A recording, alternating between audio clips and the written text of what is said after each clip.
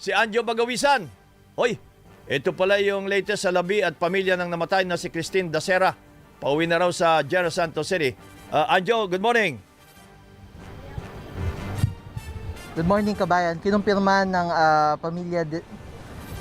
Pamilya Dacera na nagsagawa na ang pulisya ng pangalawang autopsy sa bangkay ni Christine Dacera kasunod ng unang lumabas na autopsy results na nagsasabing natural causes ang ikinamatay ng flight attendant noong Enero 1. Sinabi ni Dr. Marichi Ramos na kaibigan ng pamilya na mananatiling confidential at hindi ilalabas ang resultang ito lalo't ikinabigla nila ang pag-leak ng naunang autopsy results. Kasama si Dr. Ramos sa 5 mga kaanak ng pamilya Dacera na palipad ngayon papunta ng General Santos City. Sakay sila ng PAL Express flight na lumipad o lilipad ngayong 8:15 ng umaga. Yung matatandaan nitong PAL Express din yung pinag-trabahuan bilang flight attendant ni Dacera sa loob ng 2 taon. At dagdag ni Dacera na pinauubayan na ng pamilya o dagdag nitong si Dr. Marichi Ramos, pinauubayan na ng pamilya Dacera sa PNP, sa Philippine National Police, yung patuloy na pag-iimbestiga nga sa kaso ng pagkamatay ng flight attendant. Dagdag niya, meron pa sila mga inaabangan na iba pang mga witness o mga testigo na lulutang para dito sa kaso na ito dahil nabanggit nga niya na mula raw sa simula nagkaroon ng mga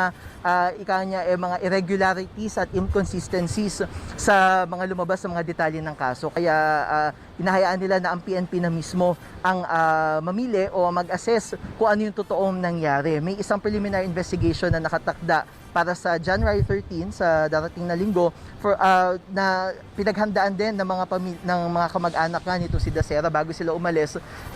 Isa ito sa mga pinagkaabalahan nila yung paghahanda ng mga iba-ibang mga dokumento. Ang buong gabi halos hindi rin nakatulog itong pamilya Dacera dahil alas 8 yung kanilang flight pero alas 3 pa lang na madaling araw nandito na sila sa NAIA Terminal 2 dahil dumiretso sila mula sa paghatid ng mga labi nitong si Dacera sa cargo terminal para isabay sa kanilang biyahe pa uwi at bago iyon galing naman sila ng Campo Crame kung saan nagsagawa sila ng isang private na wake kasama ng ilang mga kamag-anak pati na rin yung mga ilang malalapit na kaibigan ni Dacera.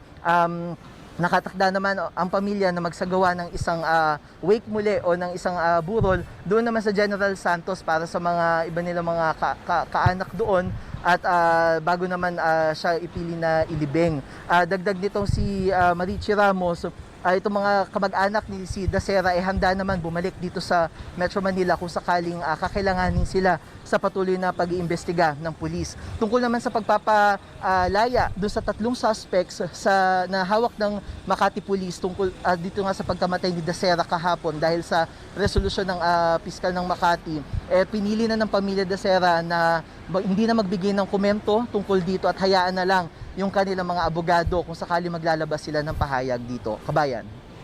Maraming salamat, Anjo Bagawisan. Yun po yung labi nung namatay na si Christine Dacera. Hindi natin masabing napatay o namatay.